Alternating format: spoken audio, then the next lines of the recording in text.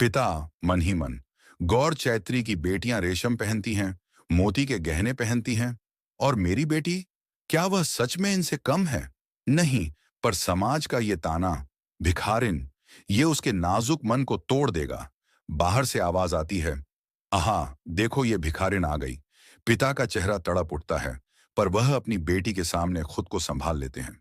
पिता धीमे स्वर में, बेटी, कमल कीचड़ में खिलता है तो क्या वो गंदा हो जाता है? रत्न धूल में गिर जाए तो क्या वो अपनी कीमत खो देता है? तुम भी वैसी ही हो, अनमोल। बेटी की आंखों में आंसू आ जाते हैं, लेकिन वह हिम्मत से मुस्कुराती है। पिता की आंखों में गर्व और दर्द एक साथ झलकता है। मेरी बिटिया, तू तो चंद्र किरण जैसी कोमल है। तेरी हंसी में लहरों की चंचलता और चांदनी की शीतलता है। मैं जानता हूं, तू भले ही साधारण वस्त्रों में हो, पर तेरी आत्मा तो मखमल से भी मुलायम और सोने से भी ज्यादा कीमती है। ये समाज तुझे भिखारिन कहता है, पर क्या कमल कीचड़ में खिलकर भिखारी हो जाता है? क्या धूल में गिरा रत्न अपनी कीमत खो देता है? मैं जानता हूं, नहीं। तेरा हर आंसू मेरे दिल की वेदना है। तुझे तिरस्कार मिले, ये मैं कैसे सहन करूं? पर बेटी, तेरे भीतर का उजाला इस अंधे समाज को एक दिन जरूर रोशन करेगा।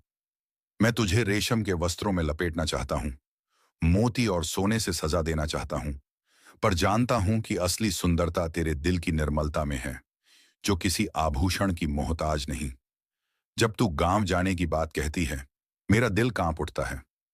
ये दुनिया तुझे समझेगी भी या तुझे सिर्फ तिरस्कार ही मिलेगा, पर तेरी मासूमियत, तेरी हिम्मत मेरे हर डर पर विजय पालेगी। मैं जानता हूं तू लौटेगी। हाँ, तू लौटेगी, समाज की नजरों में नहीं, बल्कि अपनी आत्मा की उज्जवल ज्योति बनकर। बेटी, मासूमियत से, पिताजी, मैं गांव जा रही हूं। पिता का चेहरा उतर जाता है। वह अपनी भावनाएं छुपाते हुए धीरे से मुस्कुराते हैं। पिता, जा बेटी, लेकिन जल्दी लौट आना। बेटी दौड़कर पिता से लिपट जाती है। पिता उसकी पीठ थपथपाते हैं, लेकिन उनकी आंखें छलकने को तैयार हैं। बेटी चली जाती है। आंगन सूना हो जाता है। पिता खुद से, बेटी, तुमने कहा गांव जाती हूं, लेकिन तुम्हें पता नहीं, तुम मेरी दुनिया छोड़कर जा रही हो।